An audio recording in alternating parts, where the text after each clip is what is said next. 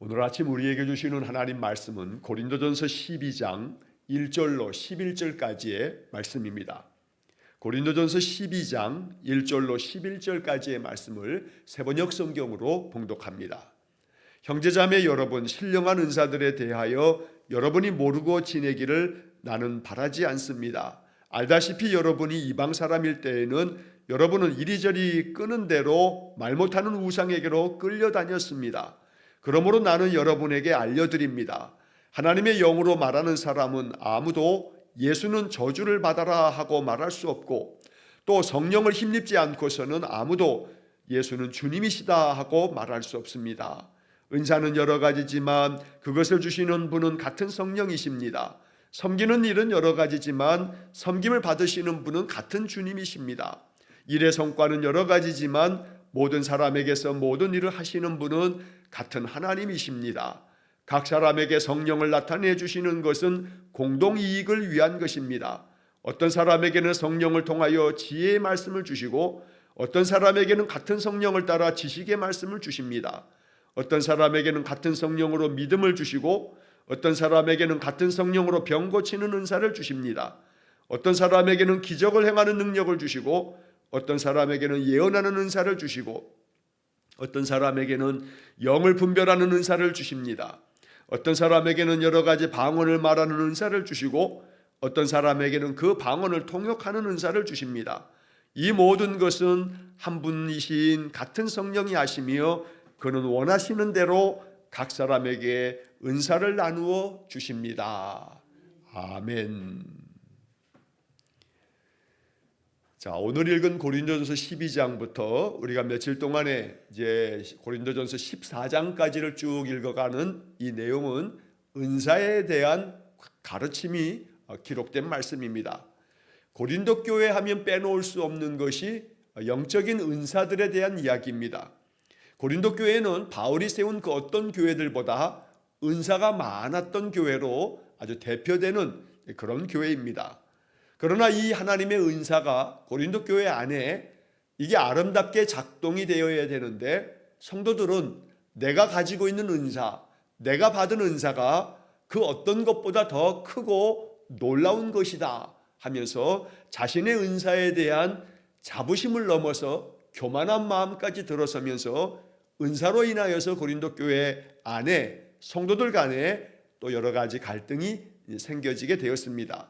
그래서 바울은 은사에 대한 이 이야기를 12장, 13장, 14장에 걸쳐서 아주 길게 기록하면서 이 은사에 대한 성도들의 바른 신앙, 은사는 무엇인지, 은사를 통해서 하나님이 이루시려는 것이 무엇인지, 은사에 대해서 우리는 어떻게 활용해야 하는지, 이러한 문제들을 아주 길게 기록을 함으로 고린도 교회 성도들을 가르치고 있는 것입니다.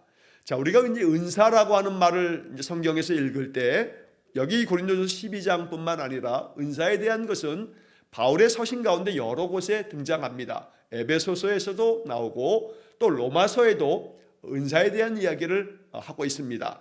그러니까 오늘 이 고린도전서 12장에 나와 있는 우리가 소위 말해서 9가지로 분류되어지고 있는 성령의 은사가 여기 고린도전서 12장에 이 9가지 뿐인가? 그렇지 않다는 겁니다.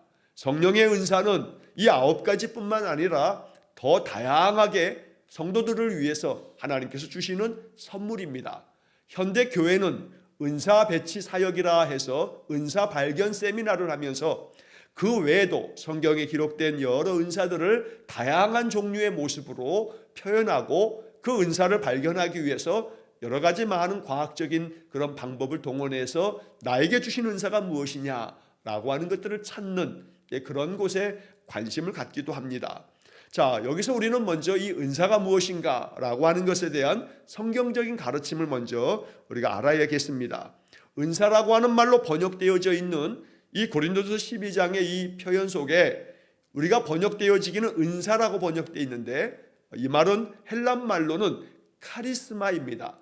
자, 카리스마 그러면 우리는 흔히 생각할 때 어떤 사람이 좀 카리스마가 있어 라고 이렇게 일반적으로 말할 때 그 카리스마는 이게 사회학적으로 좀 이렇게 변형이 된 그런 의미로 사용이 됩니다. 그래서 일반 사회학에서 이 카리스마가 있다라고 이렇게 흔히 말할 때에는 어떤 사람이 어떤 권위가 있는데 그 권위가 다른 사람들의 그 마음을 압도할 만큼 그런 어떤 권위적인 힘이 있다라고 이렇게 말할 때 그 사람이 참 카리스마가 있네 라고 이렇게 말을 하기도 합니다. 그러나 이 카리스마라고 하는 헬라 말은 원래 선물이라고 하는 뜻을 가지고 있습니다.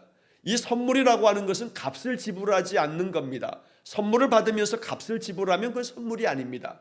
그래서 은사, 즉 헬란말로 카리스마라고 하는 이 말이 가지고 있는 본래 이 단어의 뜻은 값없이 주신 선물, 바로 이러한 의미를 갖고 있다는 겁니다. 말 그대로 선물이라고 하는 것은 선물을 주는 사람의 마음입니다. 어떤 사람이 요구한다고 해서 나에게 이것을 달라 요구한다고 그걸 주는다면 그건 본래의 본연의 선물의 의미는 아닐 겁니다. 전혀 받는 사람이 생각지도 않고 있는데 주고자 하는 사람이 그 사람을 위해서 생각하며 그를 위해서 제공하는 값없이 주어지는 선물, 바로 이게 헬란 말로 카리스마라고 이렇게 말하고 이것을 성경은 은사라고 번역을 하고 있는 겁니다. 자, 그래서 11절의 말씀을 먼저 보시면 그 11절 중간에 이런 성경의 말씀이 나옵니다. 그는 원하시는 대로 각 사람에게 은사를 나누어 주십니다. 자, 성령께서 은사를 우리 성도들에게 베풀어 주시는데 그 성령께서 은사를 주실 때 그는 원하시는 대로 각 사람에게 은사를 나누어 준다. 여기서 세번역 성경은 원하시는 대로라고 번역을 하고 개역개정 성경에서는 그의 뜻대로라고 번역합니다. 즉 다시 말하면 이 성령의 은사들은 성령께서 성도들에게 원하시는 대로 그의 뜻대로 우리들에게 나누어 주신다. 각 사람에게 각각의 그 필요에 따라서 하나님께서 공동의 이익을 위해서 바로 선물을 주시는데 그 선물은 하나님이 뜻하신 바 있어서 하나님이 원하시는 대로 우리 각자를 통해서 이루시고자 하는 하나님의 역사를 위해서 나타내 주시는 것이라는 겁니다. 자, 그러므로 오늘 본문의 이 11절의 말씀을 통해서 성령의 은사는 하나님께서 주시는 것인데 성령이 그 원하시는 대로 뜻대로 우리에게 나누어 주신다. 자, 그리고 이제 7절 말씀을 또 먼저 보시면 7절의 말씀에서 이렇게 성령의 은사를 주시는 목적이 뭔가라고 하는 것을 분명하게 바울이 밝히고 있습니다. 각 사람에게 성령을 나타내 주시는 것은 공동 이익을 위한 것입니다. 세번역 성경의 이 번역이 참 좋습니다. 공동 이익이라고 이렇게 번역하고 있습니다. 즉 다시 말하면 은사라고 하는 것은 성령의 은사는 개인의 이익을 위해서 개인이 잘 되어진 개인적인 어떤 유익을 위해서 주는 게 아니고 공동체의 이익을 위해서 공동체 즉 교회의 유익을 위해서 주시는 것이 성령의 은사라고 말하는 겁니다. 예를 들어 지금 여기 이렇게 여러 가지 9가지의 은사가 언급되어 있습니다만 현대 교회 또 신자들에게 있어서 한때 우리 한국 교회도 이 방언의 은사에 대한 부분에서 참 논쟁이 참 많았습니다. 그래서 일부 어떤 교파나 교단들은 방언을 받지 못하면 구원을 받지 못한다라고 하는 것 그렇게까지 아주 강경하고 참 말도 안 되는 그런 주장을 펼쳤던 그런 시절이 있기도 했습니다. 자, 그런데 그 방언의 은사라고 이렇게 말한다 할지라도 그것도 결국은 7절의 말씀처럼 교회 공동체의 공동이익을 위한 것이지 한 개인의 영적인 어떤 그런 유익을 위해서 주는 것이 아니라 라고 이렇게 말하고 있다는 겁니다. 그러므로 하나님께서 성령을 나타내셔서 공동이익을 위해서 이 성령의 은사들을 주시는 것이다 라고 하는 전제가 이 모든 은사들을 해석함에 있어서 대단히 중요한 것입니다. 그러므로 하나님이 각 사람에게 이러한 은사를 주심을 통해서 이 은사를 통해서 이루시고자 하는 하나님의 뜻은 모든 공동체 각 지체를 섬기기 위한 것이다 라고 하는 것이 은사에 대한 바울의 결론이기도 합니다. 자, 그래서 4절과 5절의 말씀에서 바로 바울은 이것을 얘기하고 있습니다. 4절을 보시면 은사는 여러 가지지만 그것을 주시는 분은 같은 성령이십니다. 그 다음 5절에서 섬기는 일은 여러 가지지만 섬김을 받으시는 분은 같은 주님이십니다. 또 이어서 6절에 일의 성과는 여러 가지지만 모든 사람에게서 모든 일을 하시는 분은 같은 하나님이십니다.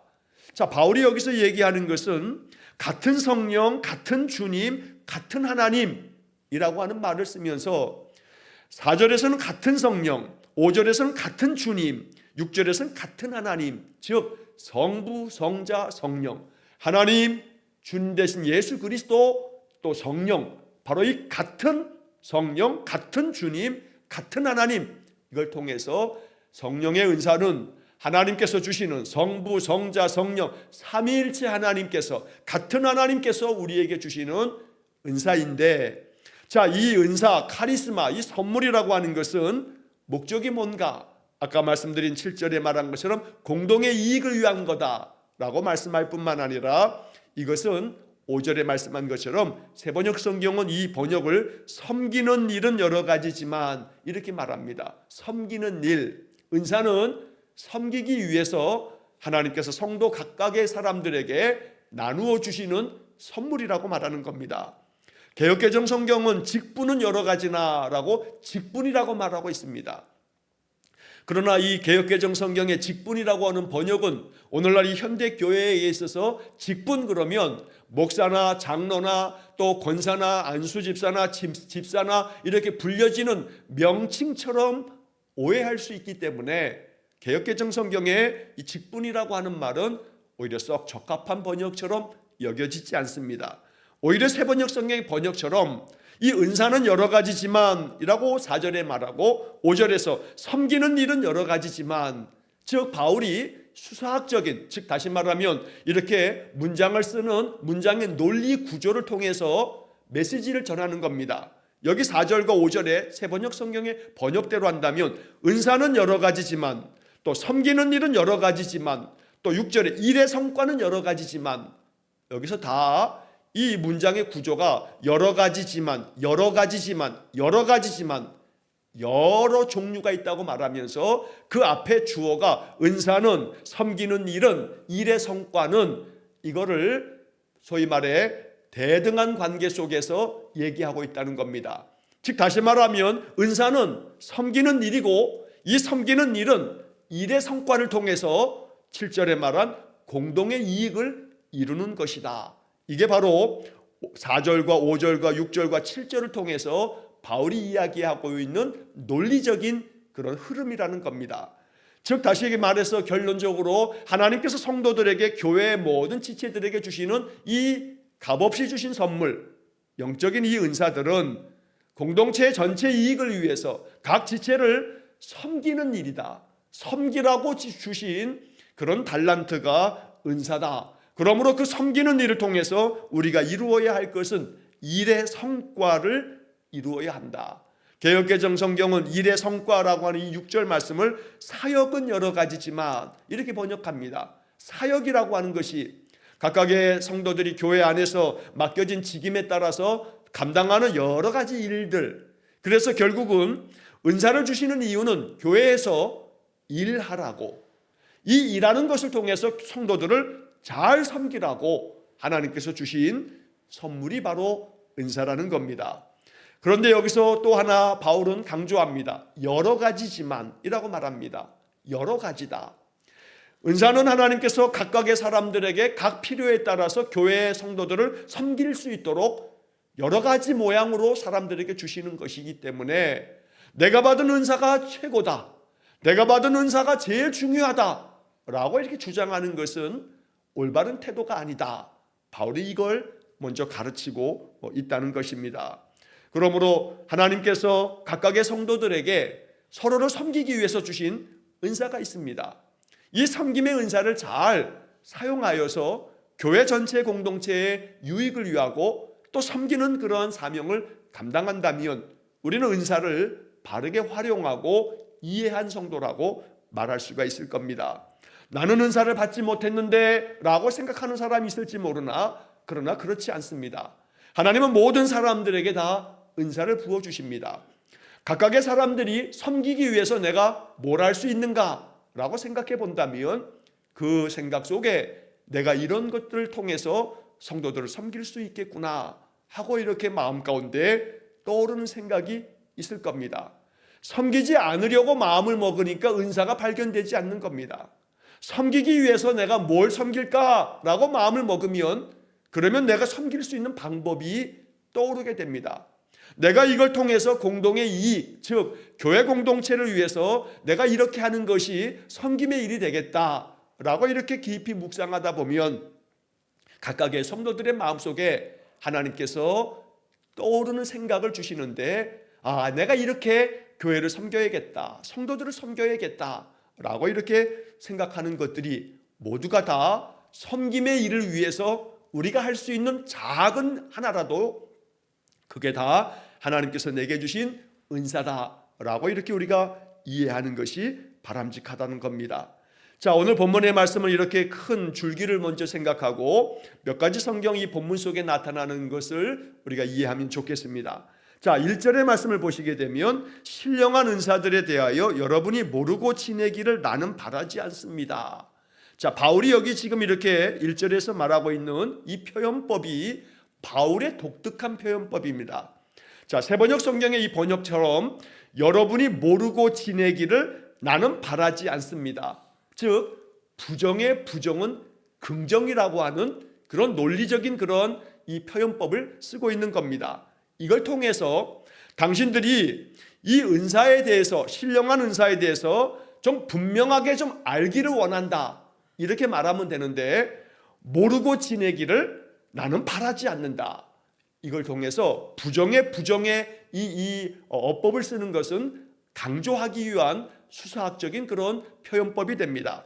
그래서 바울은 고린도 교회 성도들이 서로 자기가 가진 은사가 중요하다고, 자기가 받은 은사가 최고라고 여기는, 그래서 그것 때문에 교회 안에서 서로 불편한 마음이 생겨지게 되고 교회 안에 갈등이 생겨지는 이 문제를 얘기하면서, 너희들이 신령한 은사를 받았는데 이 은사에 대해서 바르게 알기를 정말로 원한다 라고 하는 이야기를 이렇게 바울의 마음을 담아서 표현하고 있는 겁니다. 자, 2절 말씀에 알다시피 여러분이 이방 사람일 때에는 여러분은 이리저리 끄는 대로 말 못하는 우상에게로 끌려다녔습니다.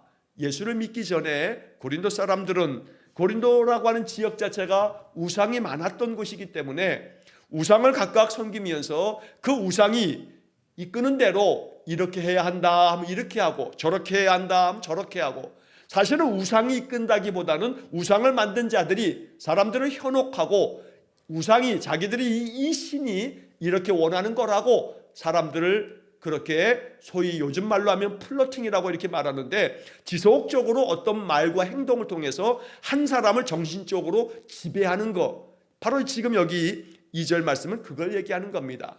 그래서 말 못하는 우상, 아무것도 아닌 우상에게 너희들은 계속해서 끌려다녔다.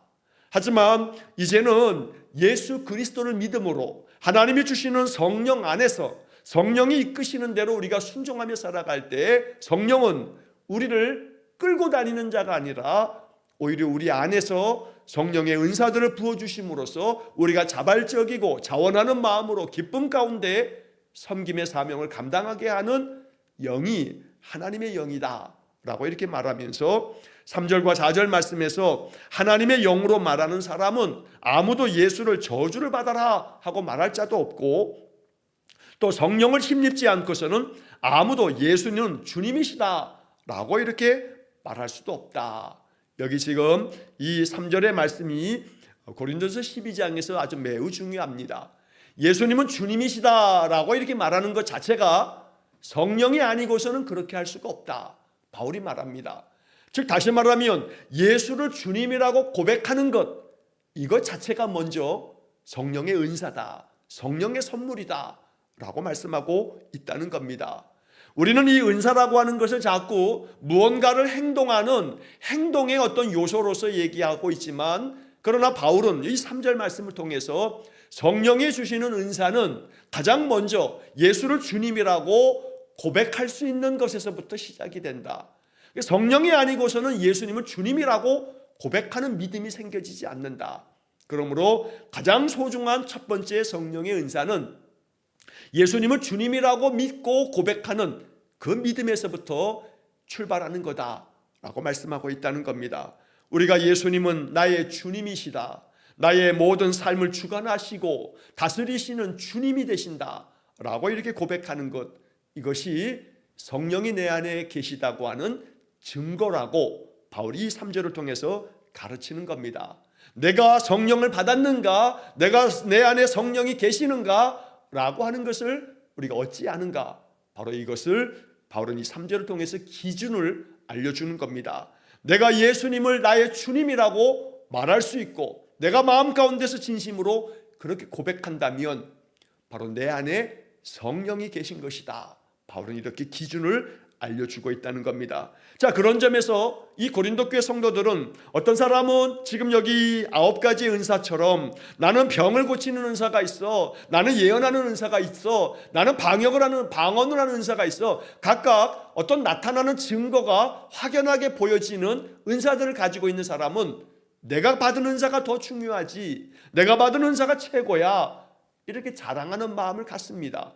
그러나 어찌 보면 이 성도 안에 나는 나타나는 어떠한 것이 아무것도 없는데, 즉 나는 은사를 아무것도 받지 못한 모양이야 라고 이렇게 여기는 자는 이렇게 자랑하면서 자기의 능력과 자기의 어떤 그런 성령의 은사들을 나타내고 보이려고 하는 그런 사람들 앞에서 교회 공동체의 어떤 지체들은 나는 아무런 성령의 은사를 받지 못했네, 하나님은 나에게 아무런 선물도 주시지 않았던가 봐 라고 하는 오해를 할 수 있다는 겁니다. 바울은 이것을 차단하기 위해서 성령의 9가지 은사를 얘기하기 전에 성령이 아니고서는 예수님을 주님이라고 말할 수 없다 라고 이렇게 말함으로써 예수님을 믿음 안에서 고백하며 예수는 나의 주님이십니다 라고 말하는 것으로부터 그 안에 성령이 계신 것이다 라는 것을 먼저 이야기함으로써 모든 성도들은 다 성령을 받은 사람들이다, 그 안에 성령이 계시기 때문에 우리가 예수를 주님이라고 고백하는 것이다 라고 하는 것을 먼저 전제하고 있다는 겁니다. 이게 가장 중요한 것이라고 3절에서 말씀하는 겁니다. 그러면서 이제 4절부터 쭉 이어지는 말씀에서 앞서 말씀드린 것처럼 은사가 여러 가지다. 이 은사는 섬기는 일을 위해서 주시는 것이고 이것을 통해서 우리는 일의 성과를 나타내야 되는데 그 일의 성과는 공동의 이익이다. 이게 바로 4절, 5절, 6절, 7절로 이어지는 바울의 논리인 겁니다. 이런 논리적인 흐름을 우리가 잘 이해한다면 결론에 가서는 공동의 이익을 위한 것입니다 라고 하는 7절의 마지막 부분을 우리가 잘 기억하고 하나님 나에게 은사를 주셔서 교회 공동체를 잘 섬길 수 있는 섬기는 자가 되게 해주십시오. 이것이 하나님의 은사가 내 속에서 더욱더 크게 역사하는 그런 능력이 될 수 있도록 우리가 하나님 앞에 아름답게 쓰임받는 그런 좋은 청지기가 된다는 것입니다. 어떻게 섬기면 좋을까? 나를 통해서 하나님 뭘 이루시기를 원하나? 그래서 나에게 맡겨진 이 은사를 그냥 한 달란트 받은 사람처럼 묻어두지 말고 내가 어떻게 하면 공동의 이익을 위해서 내가 가지고 있는 달란트, 내가 할 수 있는 어떤 일들을 활용해서 주님을 섬길 수 있을까? 우리가 훗날 하나님 앞에 서는 그날 5달란트 받은 사람처럼 2달란트 받은 사람처럼 내가 받은 이 은사, 내가 섬길 수 있는 이런 여러 가지 것들을 가지고 내가 충성되게 섬겼다 하고 칭찬받는 그런 성도의 삶이 되기를 간절히 축원합니다. 자, 7절 말씀에서 한 가지 더 보면 좋을 것이 각 사람에게 성령을 나타내 주시는 것은 공동이익을 위한 것입니다 라고 말할 때 이 성령의 은사들을 표현하면서 바울은 성령을 나타내 주시는 것 이렇게 말합니다. 그러니까 내 안에 계신 성령, 내가 예수를 주님이라고 고백하게끔 만들어주는 성령께서 나로 하여금 성령의 나타내심을 보여준다는 겁니다. 그래서 성령을 나타내 주시는 것, 이것이 우리 안에 사모하는 기도가 되어야겠습니다. 내 안에 성령이 계심을 믿어야 합니다. 이 성경의 약속이고 성경이 분명하게 우리에게 증언해 주는 바이기 때문입니다. 그런데 여기서 이제 한 걸음 더 나가서 내 안에 계신 성령이 나의 섬김의 일을 통해서 나타나시도록 기도해야 합니다. 성령의 나타나심이 있기를 기도하는 겁니다. 이 나타남이 고린도 교회가 가지고 있는 문제처럼 자랑하거나 교만한 마음으로 내가 받은 은사가 최고라고 이렇게 우쭐대는 그런 영적 교만이 되어서는 안 되겠지만 성령이 나를 통해서 사역하시도록 일하시도록 나타나시도록 우리는 끊임없이 나를 사용해 주십시오 라고 기도해야 한다는 겁니다. 자, 그래서 성령을 나타내 주시는 이 여러 가지 은사들은 우리 성도들에게 각각 다양하게 나타나겠습니다만, 그러므로 하나님께서 나를 통해서 나타나시기를 원합니다. 성령께서 나를 통해서 일하시기를 원합니다. 내가 그렇게 쓰임받기 원합니다. 바로 이것이 우리의 기도가 되어야겠다는 겁니다. 자, 이제 8절서부터 10절까지의 성령의 9가지 은사를 고린도서 12장은 얘기합니다. 앞서 말씀드린 것처럼 로마서에서도 에베소서에서도 이것 외에도 여러 가지 은사들이 다양하게 이 고린도서 12장에 나온 이 은사의 표현 말고도 여러 은사들이 바울에게 있어서 가르쳐지고 있습니다. 고린도 교회에게는 9가지 은사를 얘기하고 있는데, 첫째는 8절 말씀에서 지혜의 말씀을 주시고 또 지식의 말씀을 주십니다. 이렇게 지혜의 말씀, 지식의 말씀 이렇게 말합니다. 자, 이 은사 2가지를 먼저 얘기하면서 여기 공통적인 것이 말씀이라고 하는 단어입니다. 결국 중요한 것은 지혜의 말씀, 지식의 말씀, 이 모든 것들은 말씀 사역을 얘기하고 있다는 겁니다. 그러므로 우리가 이 이야기를 그냥 쉽게 이해하자면, 종종 내가 어떤 사람들과 대화할 때 내가 말했음에도 불구하고 가만히 생각해 보니 내가 어떻게 이런 말을 했지? 라고 싶을 만큼 아주 현명하고 지혜롭고 굉장히 잘 판단하여 어떤 것을 조언하기도 하고 위로하기도 하고 굉장히 지혜롭게 하나님의 말씀을 잘 전달하는 그런 경험을 하신 적이 있을 겁니다. 하나님께서 우리 각 사람에게 그때 필요한 지혜의 말씀과 지식의 말씀을 우리에게 부어주심으로 적절히 하나님의 복음을 하나님께서 나를 통해서 그 사람의 마음 가운데 들려지도록 전하게 하시는 것, 이게 지혜의 말씀과 지식의 말씀의 은사다라고 이렇게 이해하면 좋습니다. 그러므로 지혜의 말씀, 지식의 말씀을 신학자들이, 성경학자들이 여러 가지 다양하게 이걸 또 나누고 이것은 분명히 구별되어 있다 하면서 학자들은 여기에 대해서 많은 이야기를 합니다. 그러나 그런 모든 것들이 사실은 부질없어 보입니다.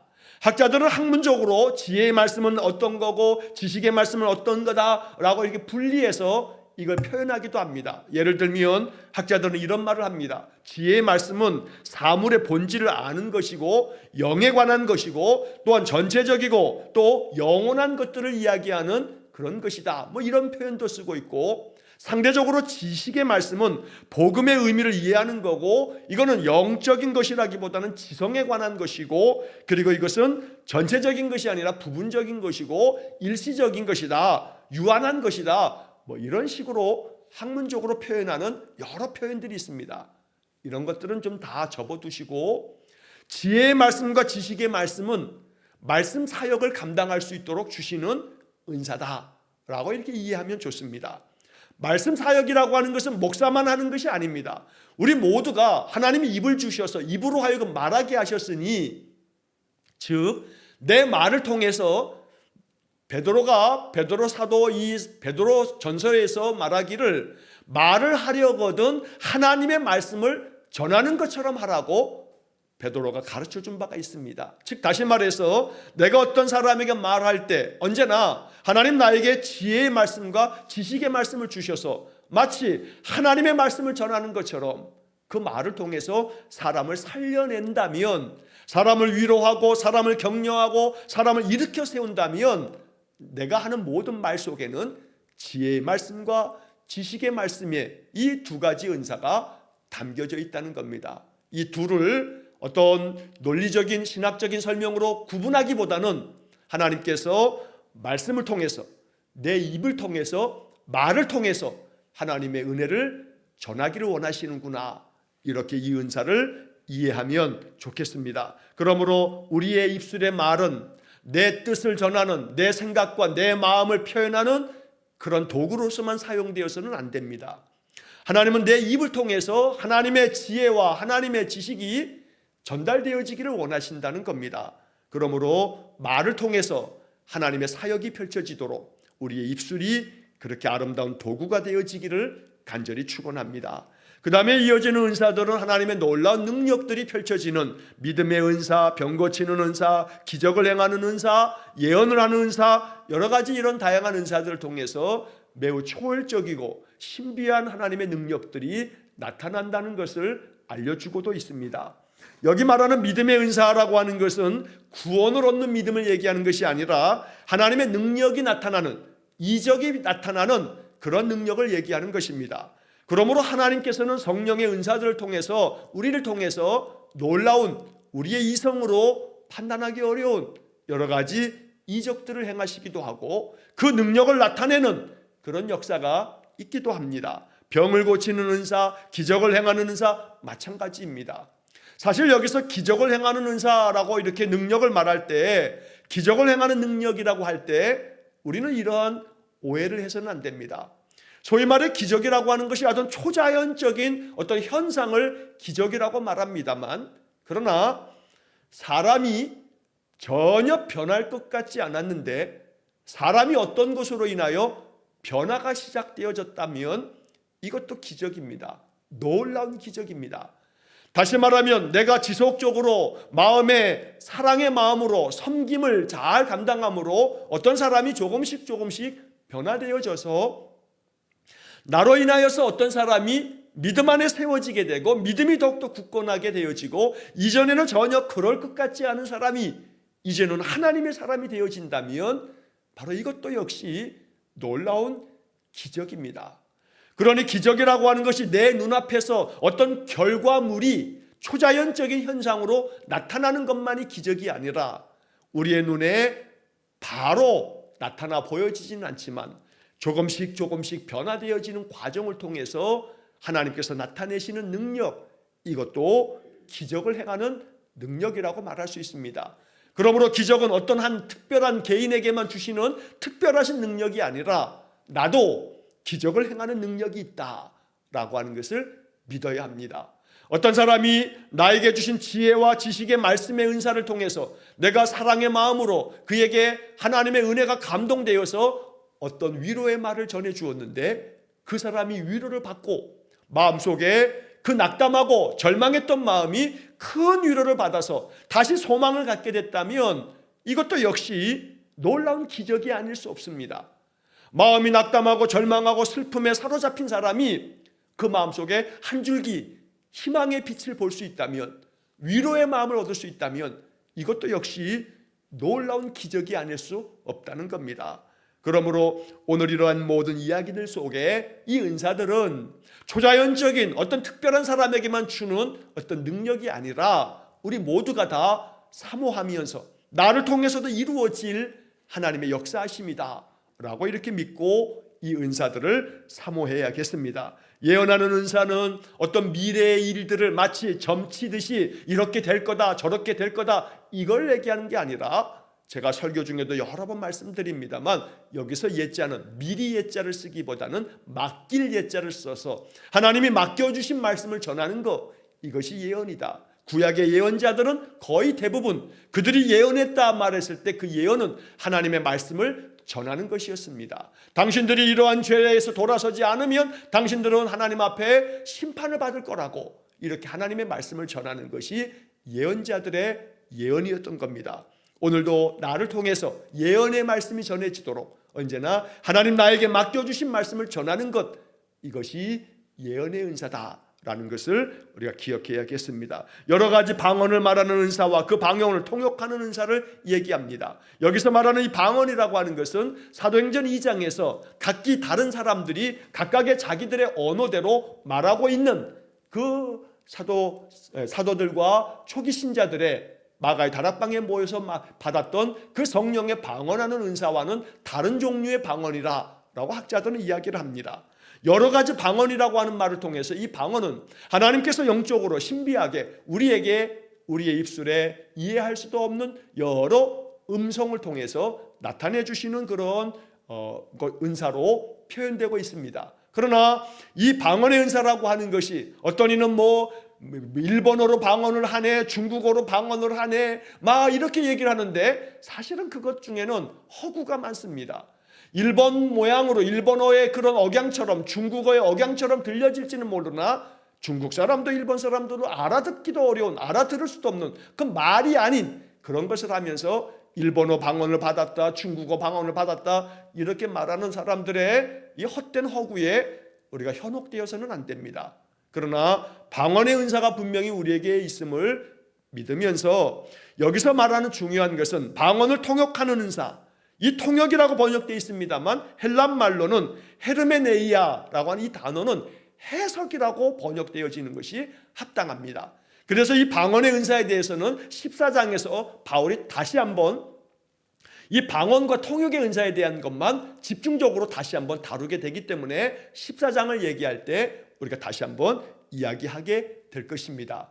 하나님께서 우리에게 주신 이 방언의 은사, 내가 나의 이성으로 내가 가지고 있는 모국어, 나의 이 언어 생활을 통해서 이해할 수 없는 그런 이 음성이 나의 입술을 통해서 나올 때 그것이 나의 영으로 기도하는 것이라 이렇게 사람들이 이해하는데, 여기서 중요한 것은 공동의 이익을 위해서 이것이 어떤 의미를 가지고 있는가를 영적으로 이해하고 해석할 수 있는 은사까지를 구하라. 그렇지 아니하면 우리가 잘 알아들을 수 있는 우리의 언어로 말하는 것이 더욱더 낫다라고 하는 것이 14장에서 바울의 가르침이 됩니다. 자, 이렇게 해서 오늘 12장에 은사에 대한 이야기가 이제 시작되어지는데 14장까지 바울이 이 고린도 교회에 보낸 이 은사에 대한 많은 가르침들을 통해서 우리의 마음속에 하나님께서 그 뜻하시는 대로 각 성도에게 주신 은사를 통해서 오직 주께서 세우신 주님의 몸된 교회의 공동체를 위해서 아름답게 쓰임받는 섬기는 자가 되어지시기를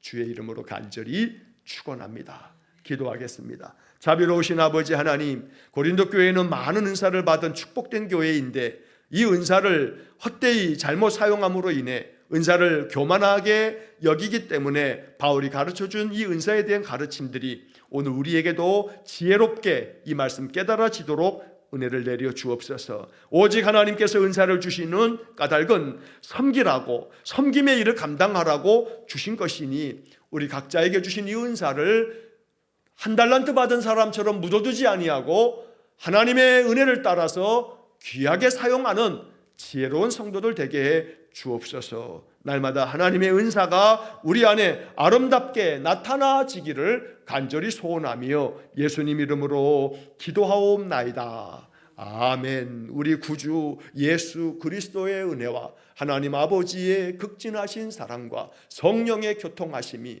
하나님 주시는 은사를 사모하고 받은 은사를 묻어두지 아니하고 주님의 공동체를 위하여 아름답게 사용하기를 소원하고 기도하는 머리 숙인 귀한 성도들 위해와 저들 가정과 온 가족들 위해 영원토록 함께 하시길 축원하옵나이다. 아멘.